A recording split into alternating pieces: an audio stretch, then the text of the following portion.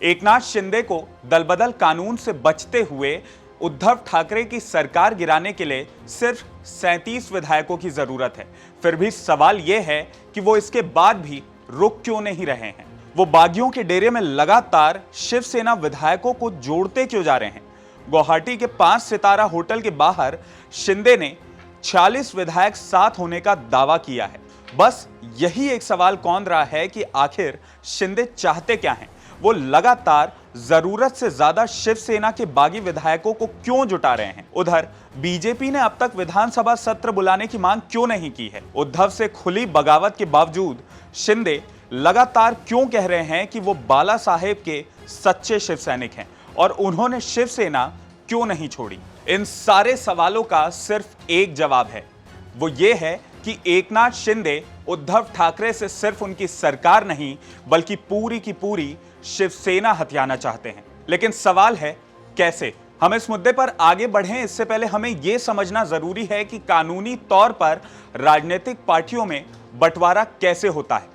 इसके 2 विकल्प होते हैं। पहला, जब संसद या विधानसभा सत्र में हो, यानी उनकी बैठक चल रही हो, और दूसरा, जब संसद या विधानसभा सत्र ना हो। पहली परिस्थिति यानी जब संसद या विधानसभा सत्र में होते हैं तो किसी भी पार्टी के विधायकों के बीच होने वाले बंटवारे को पार्टी में बंटवारा माना जाता है।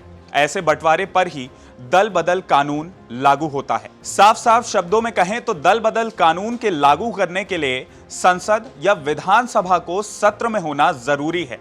ऐसे हालात में गेंद विधानसभा के स्पीकर के हाथों में चली जाती है। दूसरी तरह के हालात में यानी जब संसद या विधानसभा सत्र नहीं होता है तब किसी भी पार्टी में होने वाला बंटवारा संसद या विधानसभा से बाहर का बंटवारा माना जाता है। ऐसे में अगर पार्टी के चुनाव चिन्ह पर कोई खेमा दावा करता है, यानी जब यह तय होना होता है कि कौन सा खेमा असली पार्टी है, तब इन पर सिंबल्स ऑर्डर 1968 लागू होता है। सिंबल्स ऑर्डर 1968 के तहत सिर्फ चुनाव आयोग फैसला कर सकता है।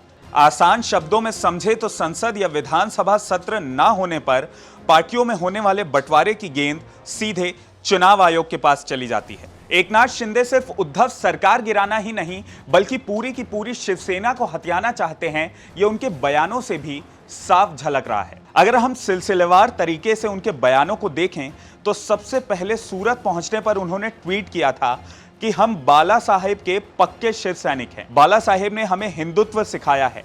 बाला साहेब के विचारों और धर्मवीर आनंद दीघे साहब की शिक्षाओं के रास्ते पर चलते हुए सत्ता के लिए हमने कभी धोखा नहीं दिया और ना कभी धोखा देंगे। इसके बाद सूरत एयरपोर्ट पर उन्होंने कहा कि हम बाला साहेब ठाकरे के हिंदुत्व का पालन कर रहे हैं और आगे भी करते रहेंगे। हमने बाला साहेब ठाकरे की शिवसेना को ना छोड़ा है और ना ही छोड़ेंगे। इसके बाद जब शिंदे गुवाहाटी पहुंचे तो उन्होंने एक और बयान दिया कि मैं सच्चा शिव सैनिक हूं, सत्ता के लिए हिंदुत्व से समझौता नहीं कर सकता।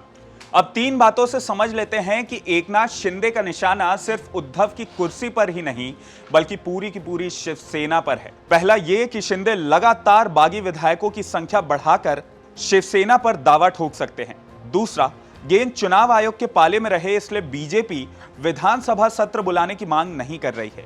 और तीसरा, असली शिवसैनिक जैसे बयान देकर शिंदे ये दिखाना चाहते हैं कि उन्होंने पार्टी से बगावत नहीं की है और असली शिवसेना वही है। ऐसे में शिवसेना यही उम्मीद जता रही है कि जल्द से जल्द वो अपने बागी विधायकों को मना ले और वापस शिवसेना के साथ जोड़ लें। लेकिन एकनाथ शिंदे के होते हुए ऐसा होता हुआ नहीं दिख रहा है। अब देखना होगा कि एकनाथ शिंदे, भाजपा और शिवसेना अगली चाल कौन सी चलती है और उनकी रणनीति में अभी कितने तीर बाकी हैं। आज के लिए इस वीडियो में इतना ही। अगर आपको ये वीडियो पसंद आया हो तो इसे लाइक और शेयर करना ना भूलें और IBC 24 के YouTube चैनल खबर विभाग को जरूर सब्सक्राइब करें। नमस्कार।